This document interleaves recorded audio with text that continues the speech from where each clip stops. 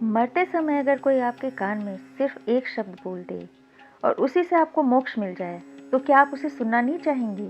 काशी में जब इंसान आखिरी सांस लेता है तो कहा जाता है कि भगवान शिव स्वयं उसके कान में एक मंत्र कहते हैं।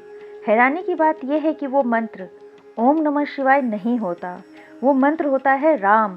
अब सवाल ये है, जो राम विष्णु के अवतार है, उनका नाम शिव का सबसे बड़ा मंत्र कैसे बन गया? और ऐसा क्या है राम नाम में जो मृत्यु के भय को भी तोड़ देता है?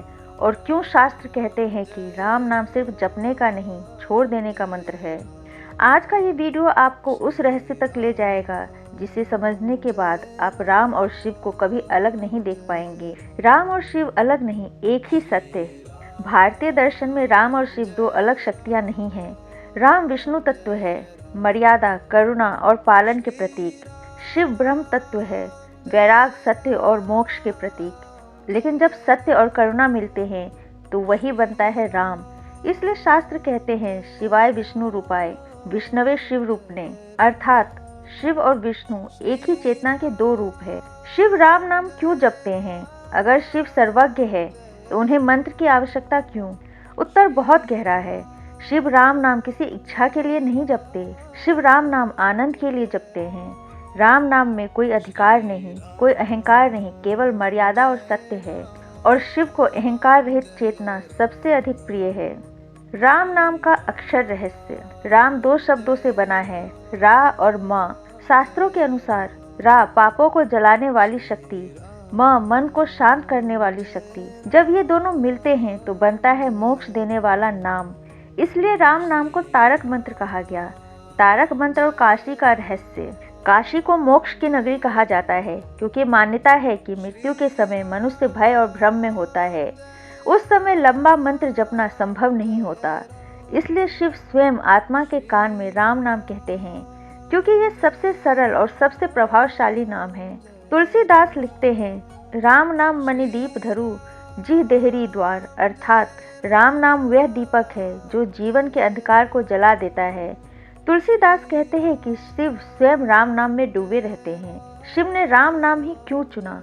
शिव के पास ओम जैसा महामंत्र है, फिर भी शिव राम नाम को चुनते हैं। क्यों? क्योंकि ओम गुड़ है।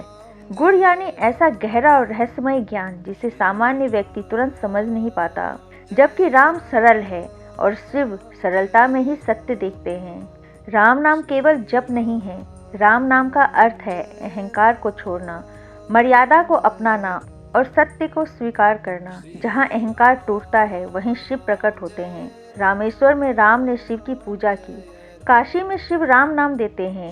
एक पूजा करता है, दूसरा नाम देता है। यही दर्शाता है कि राम और शिव एक दूसरे के पूरक है। श्वास प्रश्वास और राम नाम। योग शास्त्र के अनुसार सांस अंदर जाती है रा, सांस बाहर आती है मा, अर्थात मनुष्य अनजाने में ही राम नाम जपता रहता है। शिव को वही मंत्र प्रिय है जो प्रयास से नहीं, स्वभाव से जुड़ा हो। पंचाक्षरी बनाम तारक मंत्र। ओम नमः शिवाय पंचाक्षरी मंत्र है, लेकिन अंतिम क्षण में शिव जो मंत्र देते हैं वह दो अक्षरों का होता है, राम। क्योंकि अंतिम समय मन केवल सबसे सरल सत्य पकड़ पाता है। शास्त्र कहते हैं ओम ब्रह्म की ध्वनि है और राम ब्रह्म का व्यवहारिक रूप। शिव ध्यान में ओम रखते हैं और हृदय में राम। कहा जाता है शिव के कंठ में विष है और हृदय में राम। त्याग और करुणा दोनों मिलकर ही शिव बनते हैं। चारों युगों में भक्ति के मार्ग अलग अलग रहे, लेकिन कलयुग में सबसे सरल मार्ग है नाम स्मरण, और उस नाम में सबसे सहज नाम है राम। राम का जीवन त्याग, सहनशीलता और मर्यादा से भरा है। जो राम नाम अपनाता है वह अनजाने में अहंकार छोड़ना सीखता है, और जहाँ अहंकार समाप्त होता है वहीं शिव आरंभ होता है। राम नाम कोई साधारण शब्द नहीं है, यह वो मार्ग है जो मनुष्य को डर से विश्वास की ओर और अंधकार से शांति की ओर ले जाता है। शिव राम नाम इसलिए जपते हैं क्योंकि यह नाम मन को हल्का और आत्मा को मुक्त करता है। अगर आपको लगा कि राम और शिव को अलग अलग समझना अब पहले जितना आसान नहीं रहा, तो यही इस वीडियो की सबसे बड़ी उपलब्धि है। हर हर महादेव, जय श्री राम।